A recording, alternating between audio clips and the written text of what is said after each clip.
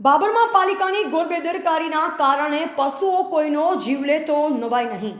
બનાસકાંઠા જિલ્લા કલેક્ટરશ્રીએ રખડતા પશુઓને પાંજરાપોળ ઢોરવાડામાં પૂરવાનો દરેક નગરપાલિકાના સત્તાધીશોને જિલ્લા કલેક્ટરશ્રીએ આદેશ કર્યો હોવા છતાં બાબર હાઈવેના દ્રશ્ય જોતા લાગશે કે બાબર નગરપાલિકાના સત્તાધીશો રખડતા પશુઓના કારણે કોઈ મોટી દુર્ઘટના કે જાનહાનિ સર્જાશે ત્યારે જાગશે.